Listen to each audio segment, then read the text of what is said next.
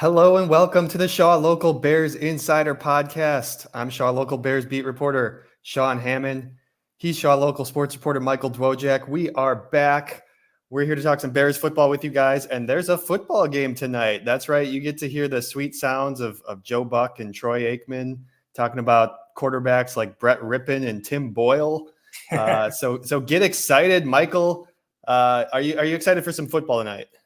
Yeah, I think we're excited. It'll be fun to finally have football back. But then I feel like after maybe 5 minutes, we all might be like, "Oh, I forgot about training preseason football and all that kind of stuff." But it's always good to have back. It means that we're coming back pretty soon here. So it's always good to have actual live games to watch.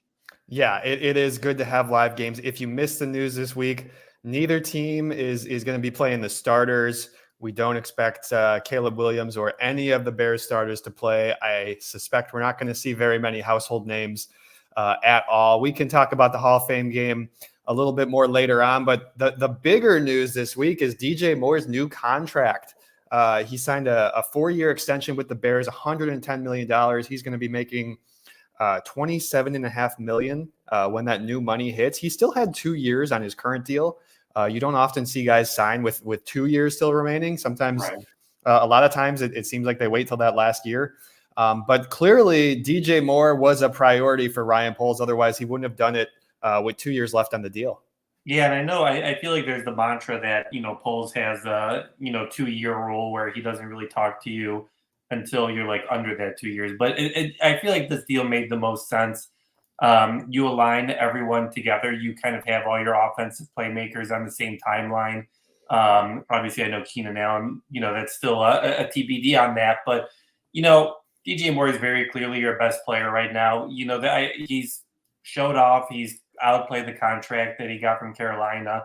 And honestly, he can probably outplay this new contract that he got pretty quickly this year. I feel like a lot of people would say that the Bears got a bargain on this deal, but I'm sure that a lot of, Poles was happy to get this deal done because obviously he secures his number one wide receiver for a while here. And, DJ probably wants, I know you guys got a chance to talk to him yesterday, but he probably gets the security. You get secure money, guaranteed money.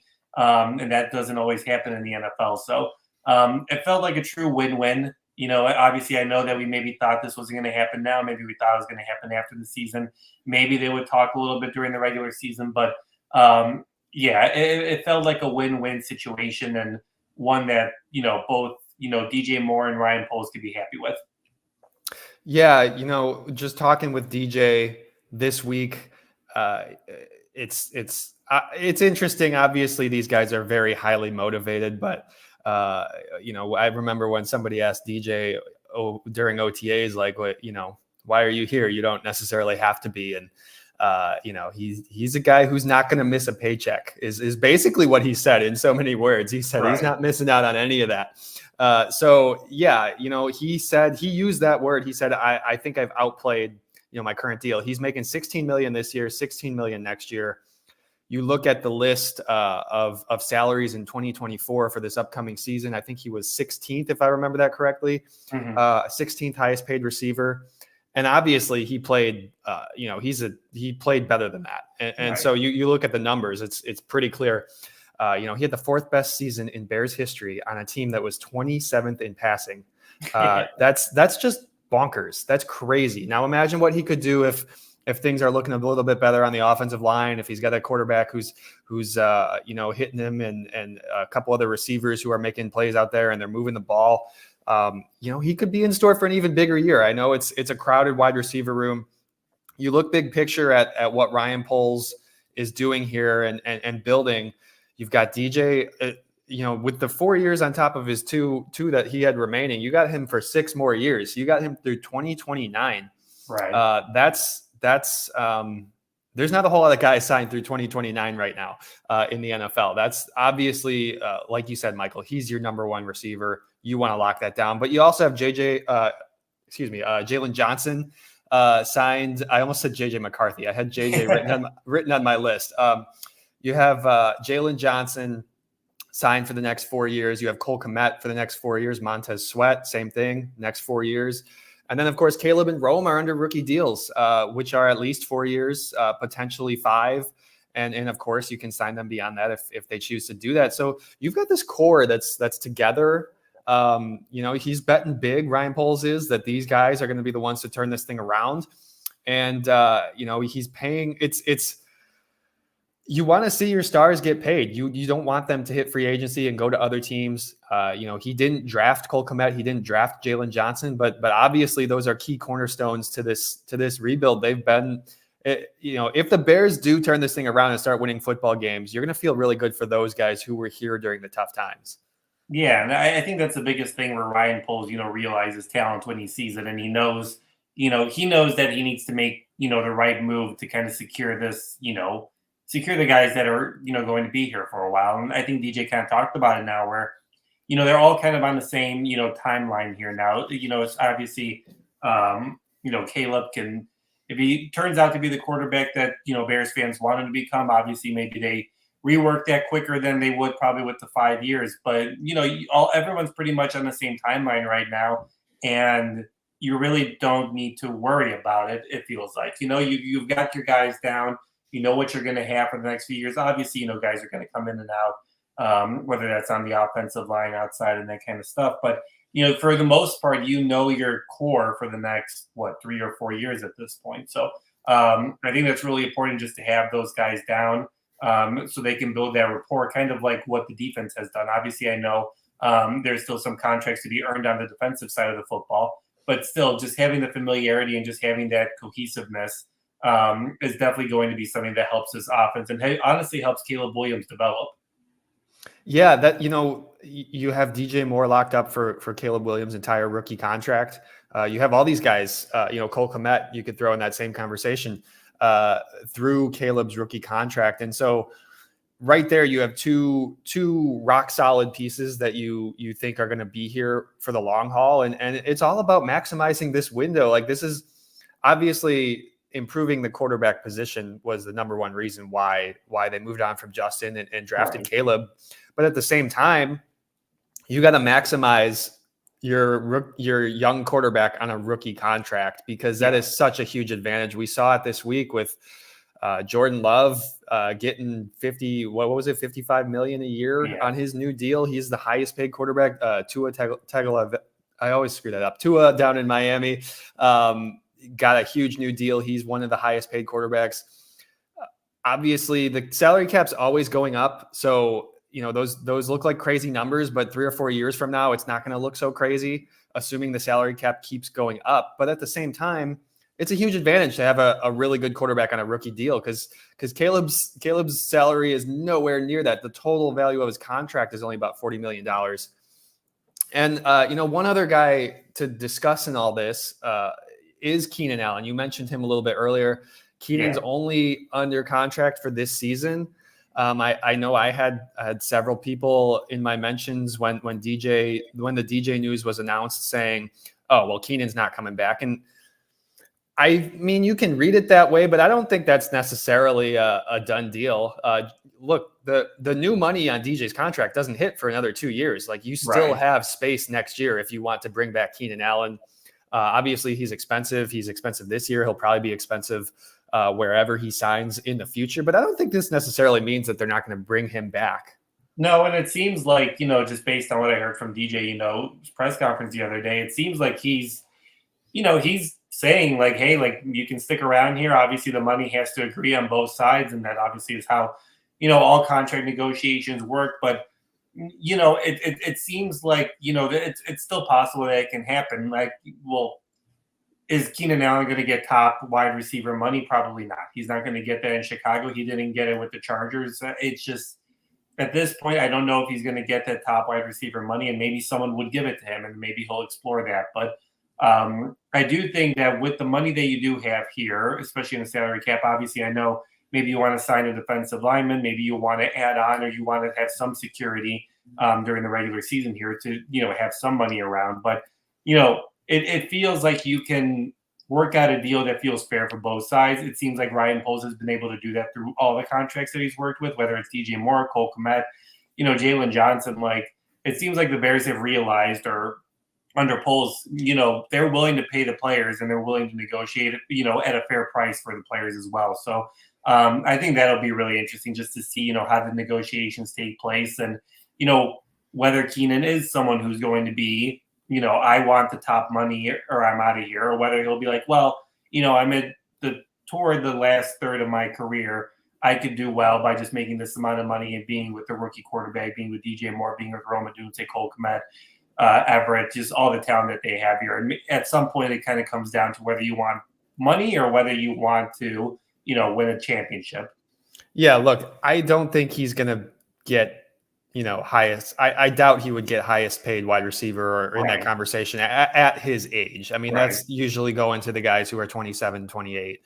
And really, I think the Bears, from their perspective, they want to see how this plays out with DJ, with Keenan, with Rome.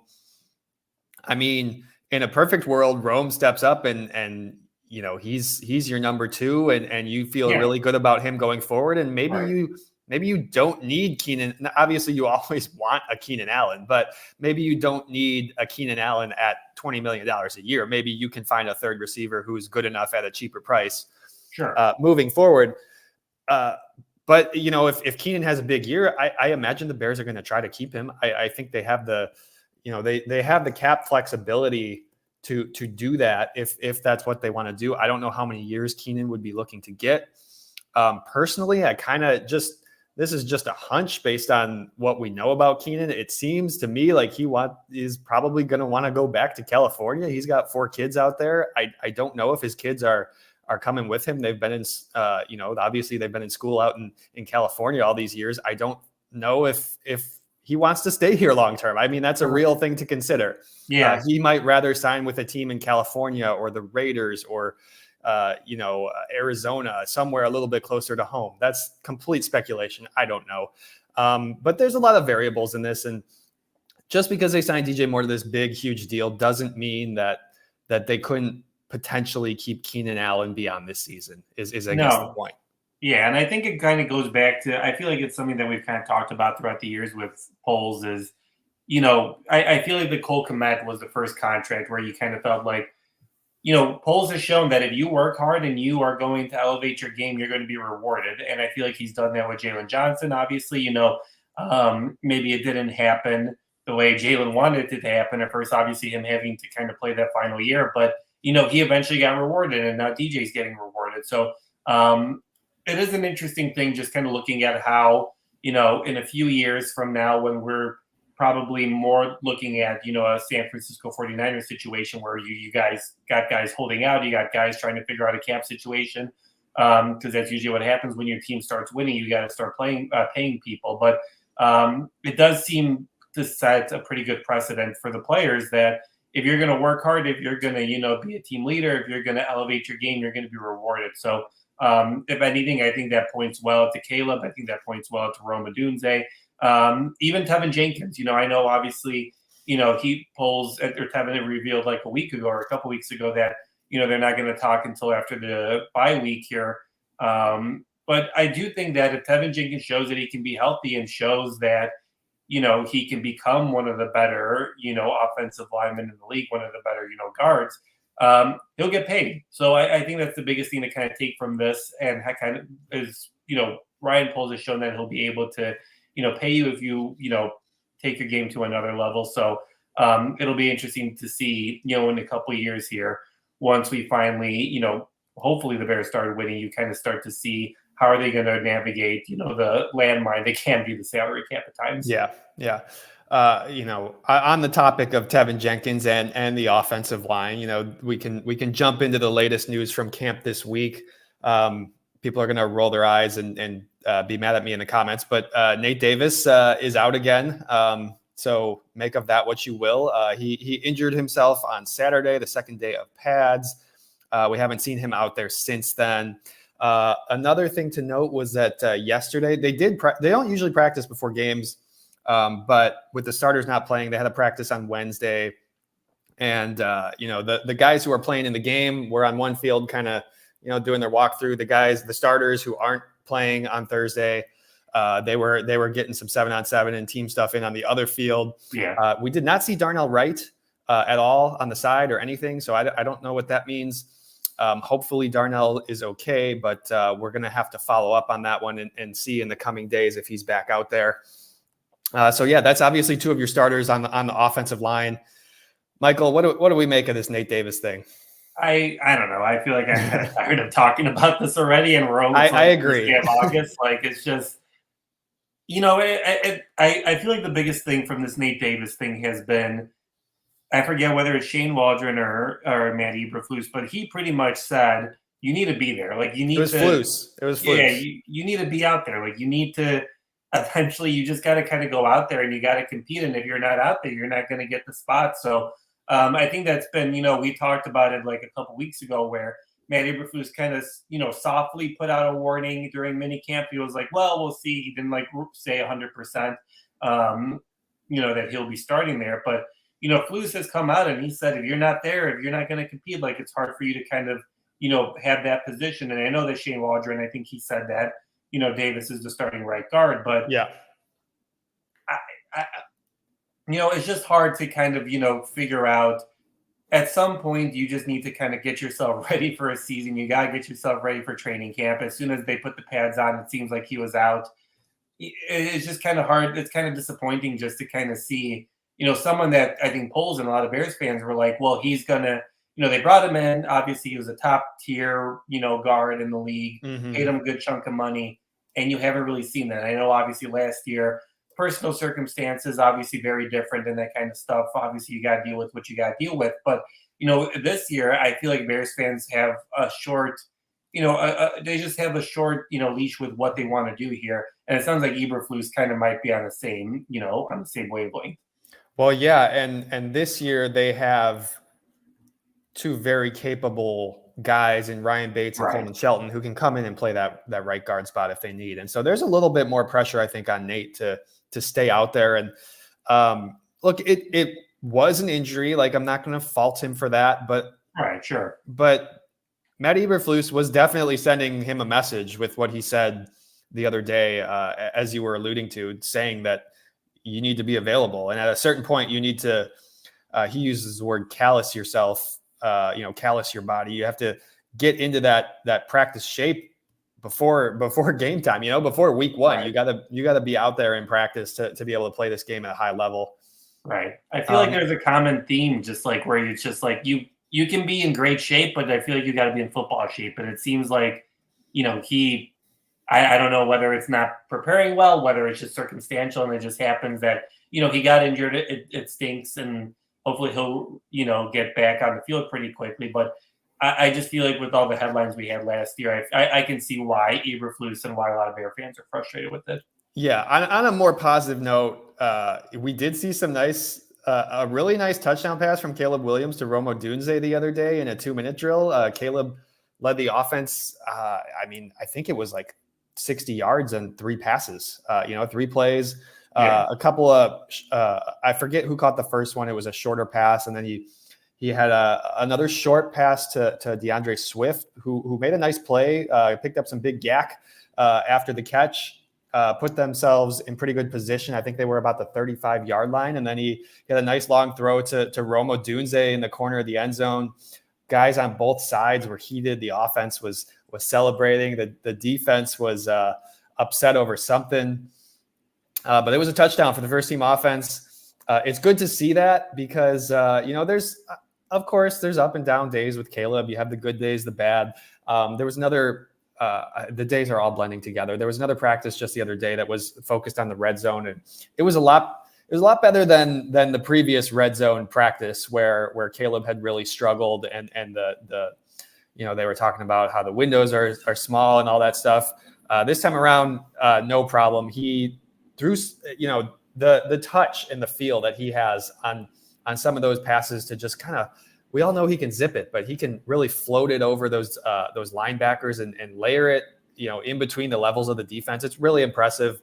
I would say there's been a lot of positive moments this week from Caleb Williams. Obviously, we're not going to see him in the Hall of Fame game, but I think fans are going to be excited when they do get to see him. Yeah, I think it'll be, fun to finally get a chance to, I know some fans have gotten a chance to see some, training camp practices, and obviously they put out the videos anytime there's any like good moments and that kind of stuff on social media. But Yeah, I mean, just from what we've seen from from past practices I've been at, you just see that the quarterback level is at a different level right now. And I know, obviously, reading your guys' reports, there's a lot of work to be done. Obviously, a lot of pre-snap penalties, a lot of cohesiveness that kind of needs to kind of come together at this point.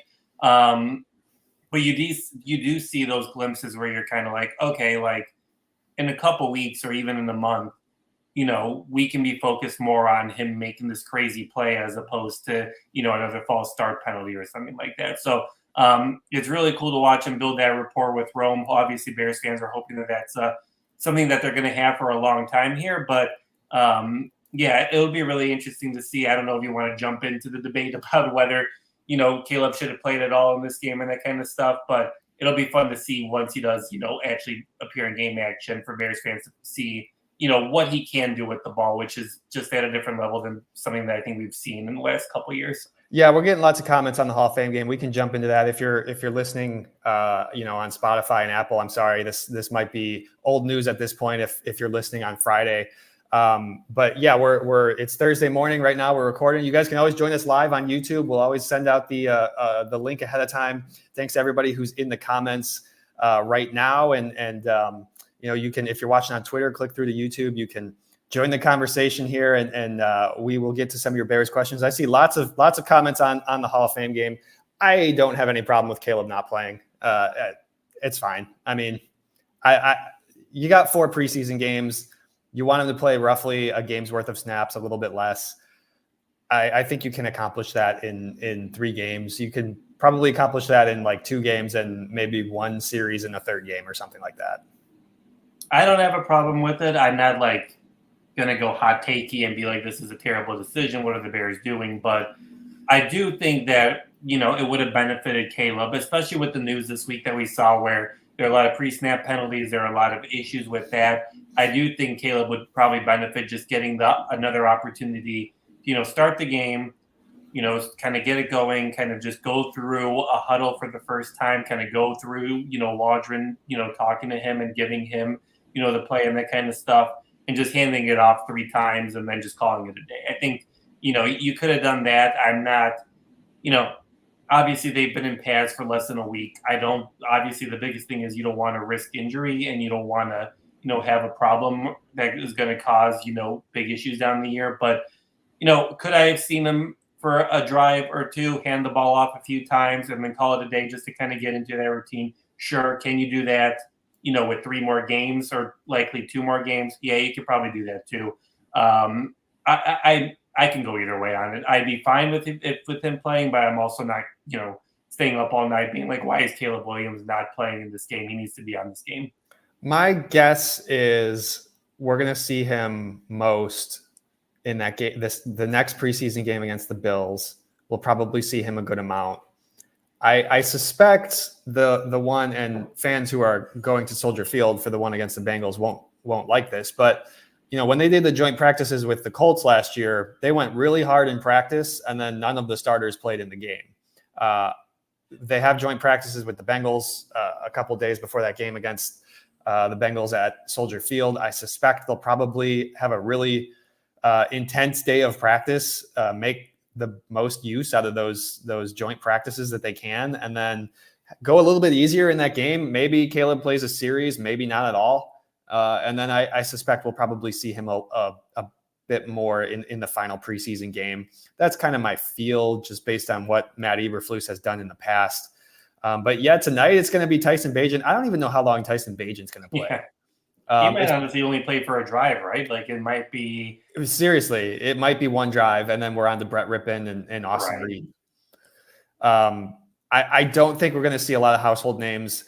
Like I said, they had the guys going on one side of the field doing walkthroughs for the game. There's not a whole lot we can say from practice. I'll just say, you're not going to see a lot of names that you're used to seeing out there. They're resting the starters. I'll say that they are resting the starters. Even the running backs, the wide receivers. You might see some Tyler Scott action, some Velus Jones. The kickoff's going to be interesting. This will be the first time to see the kickoff. So I hope Velus is back there because I want to see him him try to return one of these and see what that's like. Nobody knows what this is going to be like, and this is the debut of this new rule, and it's going to be new. They're going to be talking about it for the first couple of weeks of the season, but none of these coaches know how anybody's going to play this thing. And I think this is kind of the biggest practice you're going to get, during the preseason, working about kickoffs. Because like we've seen, they go through it. They kind of, pretend to kick and they pretend to, do stuff to kind of mimic a kickoff return. But these actual returns are the actual, practices that they'll get to do during the preseason before the regular season starts. So, yeah, I definitely think that's going to be really interesting just to, have fans be like, wait, what is going on? Like, when did this get approved? Like, what did I miss here? Like, why are we doing this? But it will be really fun just to see, what it kind of looks like in practice, what teams are going to be able to do with this. And honestly, just curious to see, who the Bears kind of are going to put out there. Is it going to be solely Velus Jones? Is it going to be other guys? I know obviously some guys are going to be resting, so maybe you won't see the full array of guys who are going to be returning, but it will be interesting to see who's getting those reps and who's kind of getting in there to kind of get that experience of doing something that no one has ever done before. Often when the NFL makes rule changes like this, they test it out in the preseason first. Right. And then they wait a year and then they implement it, the following season. That's not what they did with this kickoff thing. They went full go without ever testing it. Obviously the XFL did it similar or maybe the exact same. I don't know if there's any nuances that are different, but so it's, they had some film to look at and some examples of what happened when the XFL did that. But yeah, this is brand new. And that's why a lot of these coaches, the special teams coordinators, don't know what other teams are going to do. I'm sure some teams have some tricks up their sleeve, but they're not going to show that in the preseason. At the same time, I know that Richard Hightower, the Bears special teams coordinator, they need to practice it because they've never done it in a game. So you do on some level have to practice what you're going to do in the regular season. Speaking of rule changes too, I kind of forgot about this until I was just reading some stuff today. Sony, which has a new partnership with the NFL, is testing out their Hawkeye system for first downs during the preseason. I don't know if that's some of the preseason games. I don't know if that's all of the preseason games. This could potentially replace the chain gang eventually. And they're doing this, as I mentioned before, so they're testing it in the preseason. This isn't something that they're just diving into, but I don't know if that's going to be being used tonight in the Bears-Texans game, but that'll be an interesting wrinkle to check out how they're using technology rather than it's kind of crazy that we still use a couple of sticks and a chain to figure this stuff out. Yeah, it'll be really interesting just because, I feel like there have been so many instances where it's just like, where's the ball in relation and where do you, where's the first down and that kind of stuff. And I feel like you see in other sports, you got, I know it's a controversial thing, VAR, obviously in soccer, you've got, in tennis and like you're watching these Olympic sports, like obviously badminton, you can get like a pinpoint about where the ball like dropped on the court. Yet we're all trying to figure out, well, the chain's over here, we're going to run it over and we're going to figure out whether the ball went past it. Like it feels, I know obviously, people probably feel nostalgic to it. It goes back to high school football on Friday nights, obviously college football, but for a multi-billion-dollar entity like the NFL, I feel like maybe we can up the game a little bit and maybe get a little bit more accuracy here, as opposed to just being like, well, the ref saw it here, we're going to place the ball here, and this is where it's going to be. I feel like we can maybe improve that aspect of the game a little bit here. Yeah, and this Hawkeye system from Sony is the same thing that they use in tennis. Right. Or, obviously they're going to use it slightly differently, but it's the same system that they're going to use for determining if the ball crossed for a first down or whatnot. So yeah, that's something to keep an eye on. Like I said, I don't know if that's every preseason game. I was trying to figure that out before we jumped on here, but I couldn't quite figure out what exactly how many preseason games they're going to test that out. That'll be an interesting wrinkle. Of course, they're going to talk a lot about Caleb and probably the direction of this Bears team on the ESPN broadcast tonight. And they're going to talk a lot about the Hall of Fame. We got Steve McMichael and Devin Hester, Julius Peppers all going into the Hall of Fame on Saturday. Michael, you had the chance to meet with Steve McMichael and with Misty over at their house this week. that had to be a pretty cool experience. Obviously, Steve is battling ALS, and it's been a long and hard journey. He's not going to be there in Canton. He's going to be back home watching on the TV. What was it like to get to meet them and to talk with Misty just about this entire process and this entire journey? It was very cool, and obviously appreciated Misty, reaching out to us and obviously inviting us over and taking the time. Obviously very, she has a very busy weekend. She's been in Canton since yesterday. She's going to be there all week, and she's going to come back Saturday morning to watch, to be there with, Mongo as he receives his bust and his jacket in their Homer Glen house, and then she'll go back Saturday night and Sunday. But it was very cool because it just, it felt like a moment, like this moment felt like for, talking to Misty, it felt like something that wasn't going to happen. Like she made it clear, like, once the ALS diagnosis came out, doctors gave Mongo 2 to 5 years. And then it was just a race to see if they were able to, beat that. And, it seemed hard at times. And obviously I kind of focused on, Misty's, goal about trying to, get him into the Hall of Fame. She, joined podcasts. She, worked different systems. She made an Instagram. She really got out the vote and been like, Michael should be in the, in the Hall of Fame. I mean, just look at his stats. And I feel like, we both agree that he should be a Hall of Fame player. I feel like a lot of times he was discredited, or not discredited, but just, you have like Singletary and Dent and Hampton in there. And I can see where it's kind of like, well, how many members of this defense are we going to include there? And, maybe McMichael's stats aren't as big as, Dent's and Hampton's, but, he created a lot of plays and God drew a lot of attention that let the other defenders, kind of shine in that kind of stuff. So it felt like a very cool moment. It's going to be a really cool moment. A lot of great stuff is going to be happening this weekend. At first they thought maybe they can get, Mongo over there, but just with the hospital bed, ICU, too many risks about traveling by airplane and getting him over to the hall. But it'll still be a very special moment. She said like Saturday morning is going to be the biggest moment, just watching his eyes kind of realize that he's being enshrined in the Hall of Fame. It'll be really worth that 3-year journey where she was really pushing for him to join the Hall of Fame. It's really remarkable that he's still here and that he made it for this. And that makes it really cool. Obviously, right. ALS is a very serious thing. And, it's hard. It's really hard. I dropped Michael's story on Mongo into the chat, guys. If you want to give that a read. Sylvie also wrote a column for us that went live this morning over at shawlocal.com.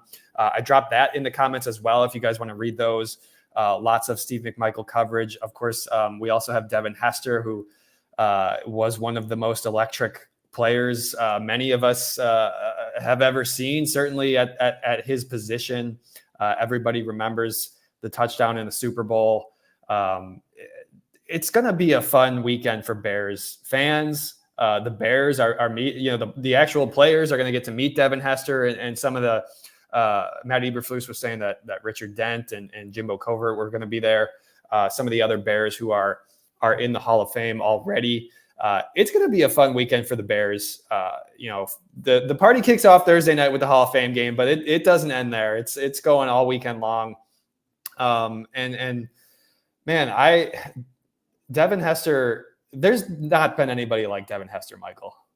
No, and just based on what he meant to the game, obviously, I know some people might be, do you put a special teams player into the Hall of Fame? And obviously, that's a big discussion point for a lot of guys. But in my mindset, the Hall is the place where you recognize the best to ever do it. And obviously, Devin was the best to ever do it. Where you knew, especially growing up, watching the Bears, you knew that as soon as the ball was kicked off to Devin Hester, that was probably like a 50% chance, maybe as high as 75% chance that he was going to return it for a touchdown. Like it got to a point where teams never kicked to him. And obviously you have the legendary story of why, Tony Dungy decided to kick to Devin Hester at the start of Super Bowl 41 in 2006. But, he just changed the game. Obviously, he maybe didn't do it at the wide receiver level. Obviously, you can point to a lot of different factors as to why that was. But he changed the special teams. I think there were rules that are changed because of him. Yeah.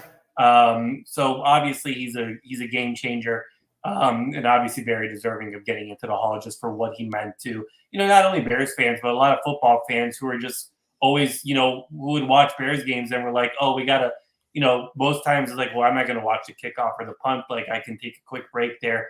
When Devin Hester was back there, you would hear Soldier Boy and you would just be like, all right, like, let's see what happens here. Like, You did not miss a punt. You did not miss a punt. You did not miss a kickoff. That's exactly why he's going into the Hall of Fame. I mean, he changed football games. I mean, in some cases, he single-handedly won football games. That game against Arizona, obviously the defense played really well too. Nobody single-handedly wins football games, but maybe more than any other player who's not a quarterback, he really swung some of those games for the Bears. It was really fun to watch. It's going to be a fun celebration of him. And then the third guy, Julius Peppers, obviously he's most well known for his time in Carolina, but that was, I remember when the Bears got him, that was like, obviously they had Jay Cutler. They thought they had a team that was heading in the right direction, and you add Julius Peppers onto that, and you felt like that was going to be a team that's competing for the NFC every single year. He really, especially that 2010 season, he was a huge part of that, and them getting to the NFC Championship game. It was only a couple of years here in Chicago, but Bears fans remember that time really well. Well, I think it's because, maybe he wasn't here the longest, but he was so dominant in what he did. Yeah. The story goes about Lovie Smith, going to his house at midnight to make sure to sign him. There's a reason why. He was one of the top pass rushers in the league, and he changed the game. And then you had obviously it was an older defense at that point once Julius kind of came around with like Brian Urlacher, Lance Briggs. But, for those few years, that defense kind of got back to being close to that level of being the 2005, 2006 defense. And he was a major reason for that. He just transformed a lot of games. He was probably one of the best, pass rushers to ever do it. And obviously well known for his time in Carolina, maybe a year here with Green Bay. But I think his time in Chicago, maybe it was short, but it was definitely worthwhile, where it was just, he made so many memories and so many, big plays in a short amount of time. I love the conversation going on in the chat about the Bears Hall of Famers. Lots of love for Mongo out there, guys. If you have any other Bears questions, throw them in the chat. I know we've gotten lots of comments. I'm lost scrolling through all them, so I love it. Keep them coming. We'll answer some Bears questions here.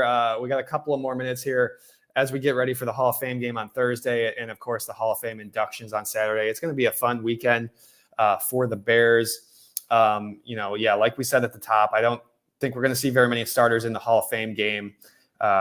We're not expecting that on either side of the football. And, of course, I don't know that throwing Caleb Williams out there against the Texans backups would be worth anything anyway.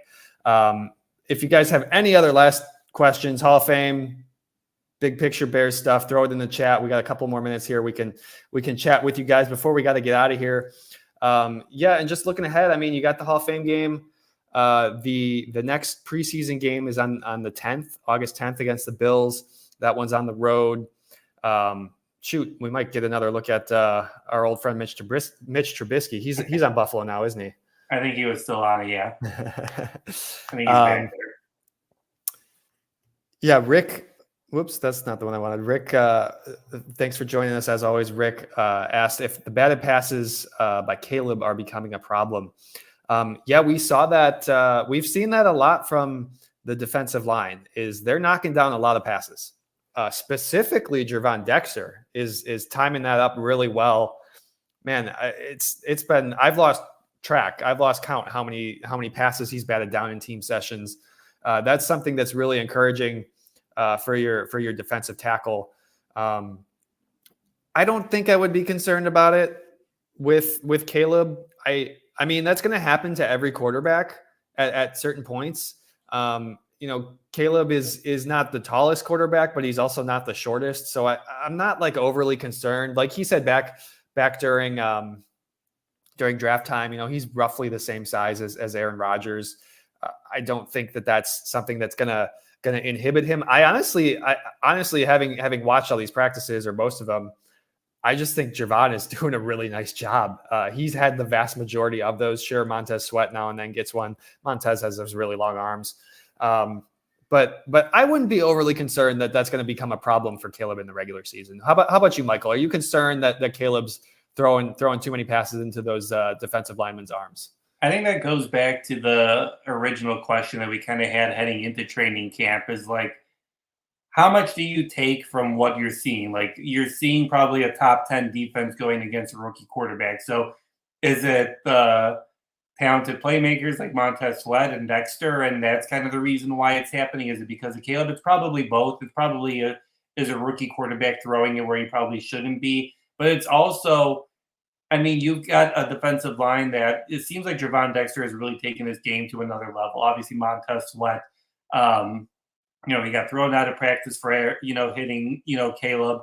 I know obviously it wasn't maybe a full-on hit and that kind of stuff, but obviously you can't touch the quarterback, especially in training camp. So yeah, he swiped him a little bit. Yeah, so he got thrown out there, but I think you're just seeing a defense that, the attention is all on Caleb. It's on DJ Moore. It's on Rome Odunze. And I think the defense is trying to prove that it wants to take its game to another level, kind of prove that the last 5 or 6 games of last season weren't an anomaly where, they picked up all these interceptions after Montez Sweat joined the defense. So, is it a concern if this continues to happen? Maybe in a couple weeks, maybe we start having the conversation about like, well, is he seeing things the right way? Is he making the right choices? Should he, kind of come out a little bit more? We can have those conversations then. But I think for now, it's just pretty much you've got an experienced defense going against an offensive line that's still trying to figure things out, trying to figure out its positioning. I know I saw a lot of people like being concerned about, Montez Sweat and whether that means that Darnell Wright is bad or something like that. And it could also just mean that Montez Sweat is one of the best pass rushers in the league. I feel like it's just there's a lot of nuance with these conversations, and it can't just be Caleb's bad, Caleb is too short, or the defense is good, and the defense is just the reason why he's doing this. Yeah, Mr. Shorty said, Javon's 6'6", 3 technique. He's a beast. Yeah, that's kind of what I'm saying. Like, I think it's Javon. I asked Eric Washington about that yesterday, and I thought it was interesting. Somebody had asked him about the batted balls, and I followed up and said, well, why is Javon specifically doing it? And he brought up a couple of good points that like are really football-y things that I don't think the average viewer is thinking about. Like, yeah, when you're jumping up to block one of those passes, you're basically sacrificing your rush. And so, right. Obviously they don't want to do that. You have to really pick your spots when you're doing that, because it sacrifices your pass rush. And Javon has done a really good job of just timing that up and doing it at the right time. And that's maybe not something you're going to see with like a rookie. I know he's only a second-year guy, but he's got that experience under his belt now.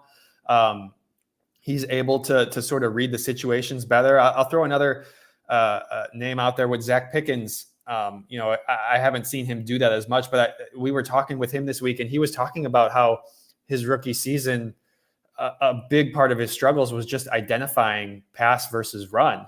And that's not something that is like, it's not super exciting to talk about, but when you're talking about a defensive tackle, like that's huge to be able to read that from the get-go, from the snap is a tough thing. And so, hopefully both those guys are in line for really good years now that they have that experience. They can sort of read what's going on in front of them a little bit quicker. I think that's gonna prove really huge for them, and really for the whole defensive line. And yeah, I wouldn't worry about Darnell or Braxton against Montez. I mean, Montez is just a beast. Right. We were talking with Austin Booker this week too, and he was asked who's the most impressive offensive lineman. He said Braxton Jones. And so, yeah, I think you can be really excited for what Braxton could potentially do here with a full season healthy. Austin Booker, by the way, I feel like we're going to see him in the Hall of Fame game. I think he needs to get a little bit of a look here, needs to get some action in the preseason. He would certainly be a guy that I'm keeping my eye on. Yeah, and I think he seems like someone who might be, more involved in this defense than maybe we thought after they drafted him. Because after they drafted him, I feel like the common theme was, well, it's kind of a developmental year. He could have gone back to Kansas and maybe developed a little bit more, but the Bears just took a flyer on him a year early and are going to develop him. But it seems like based on what the coaches are saying about him and, just what he's been able to kind of prove so far in training camp, it seems like he can make a quicker impact than maybe we expected when he got drafted in April. And I think that'll be huge because it kind of goes back to the whole argument about, is Ryan Poles going to sign someone? Is he going to trade for someone? Is he going to bring someone into this defensive line to kind of go against Sweat and kind of help DeMarcus Walker on the other side? But if you have Austin Booker kind of taking that next step and maybe being more of an impact player than you expected heading into the season, that would be huge. Obviously, the rookie contract, going back to that, but then you just have a guy who's there as opposed to having to give up, cap space or your draft picks to bring someone in. One more here from Mr. Shorty. We'll touch on this and then get out of here. What are your predictions for Caleb's first season yards, touchdowns, interceptions? This is such a tough one to predict. Obviously, I think the line right now for Caleb in the sports betting world is something like 3,300 passing yards. I think you'd be really happy if he's over 3,000 yards. If you're at 3,500, I think you're really, really happy. Obviously you want him to get to 4,000. You want him to throw for 35 touchdowns. I think you'd be happy with 3,000 yards and like 20 touchdowns and 10 interceptions. I mean, that would be the best Bears rookie season we've seen. And so remember, this guy's a rookie. He's not going to come out here and light the world on fire in his first year. Necessarily. I think you'd be happy with something like that. Michael, what are you feeling for Caleb Williams' rookie season here? Yeah, I would agree with that. I think, you got to set the expectations to be manageable, where you can't expect him to come out and be CJ Stroud. Obviously, that was an anomaly year last year. Obviously, he's a very good quarterback, but a lot of great quarterbacks don't have that type of rookie season. So, I think 3,000, around 3,500, that would be great. Obviously, we haven't seen that here in a while with the Bears quarterback position. I think the biggest thing, beyond the numbers is just to kind of see that he is growing and kind of showing that he is that quarterback. And I think that's the biggest thing we're going to be learning this season. Sure, I think the Bears are obviously going to be trying to make a push for the playoffs. They're going to try to maybe win the North. It's going to be hard to do, but, maybe you can contend for the North a little bit toward the end of the season. But the biggest thing this year is to just see, is Caleb Williams your franchise quarterback? And if he, throws for 2,800 yards, but shows that he can make the right, moments, he can make the right choices, he can make those plays, he knows when to throw it away, he's a great leader, I think you take that over the numbers. I think that's the biggest thing. Numbers are great, but at the end of the day, if he's showing you that he's your franchise quarterback, that's the major thing that I think a lot of Bears fans should be looking for this year. Here was CJ Stroud, who was also not playing in the Hall of Fame game. And the Bears play the Texans in week 2, by the way. And that might be part of why they're just punting on this. CJ Stroud, rookie season last year, 4,100 yards, 23 touchdowns, 5 interceptions. He actually led the NFL in interception percentage. Obviously, you would be happy with all of that. Caleb doesn't need to throw 30 touchdowns. Seriously, if he throws 20 touchdowns and 8 interceptions, I think that's a ratio that you would be happy with. And look, this is going to be an offense that wants to run the football. They signed DeAndre Swift for a reason. They kept their offensive line coach for a reason. Shane Waldron heavily focused on that run game in Seattle during his 3 years as the coordinator. They're not just going to change their identity. They still want to be a run first team. They were second in rushing in the NFL last year. I know that was with Justin Fields, and you don't have him to make up some of that yardage this year. But I still think, pump the brakes on the 4,000 yard thing. It doesn't need to happen this year. If it does, great. That's fantastic. Right. CJ did it last year, but it's not necessarily the end all be all. It doesn't necessarily equal good quarterback. No, it doesn't. And obviously we've seen a lot of quarterbacks who have been able to put up big numbers, and then obviously they don't win big games, or they don't, have big moments and that kind of stuff. So that's a crazy thing to compare to. Obviously, like we said earlier, it's an anomaly. It's not the standard for what a good rookie season is like. And I think the biggest thing is going to be setting those expectations, especially in September when, maybe Caleb does throw 5 interceptions and only a few touchdowns. Maybe Caleb is, throwing into double coverage and not making the right choice. I think those are all things that could possibly happen because he's a rookie quarterback. Like those are all things rookie quarterbacks do, no matter how good they are. Obviously, you can go down the historic path and go with the Peyton Manning setting the interception record as a rookie, and then obviously he turns out to be Peyton Manning. Like I think everyone would be fine with that kind of career as well. I think you just need to see him making that growth, and the numbers will be there, and then hopefully they'll be there toward the end of the season or next year. But the biggest thing is making sure that he looks like the quarterback. Yeah, absolutely. I think the eye test is going to be a lot more important than the numbers. Right. All right, we got to get out of here. Do us a favor, guys. Hit the thumbs up on YouTube. Subscribe, follow on Spotify and Apple, wherever you get your podcast. Leave us a review. All of those things really help get the word out about our show. Thank you to everyone who makes this show possible behind the scenes. Be sure to head over to shawlocal.com to read our latest Bears coverage. Consider subscribing. You'll get the best local news throughout the suburbs, the best high school football coverage in the state of Illinois. If you like high school football, Shaw Local is the place to be. And of course, you get our Bears coverage, and we'd love to have you here. Support local news. Go subscribe at shawlocal.com. I'm Sean Hammond. He's Michael Dwojak. This has been the Shaw Local Bears Insider Podcast. Thank you, everybody, for listening, and we'll catch you next time.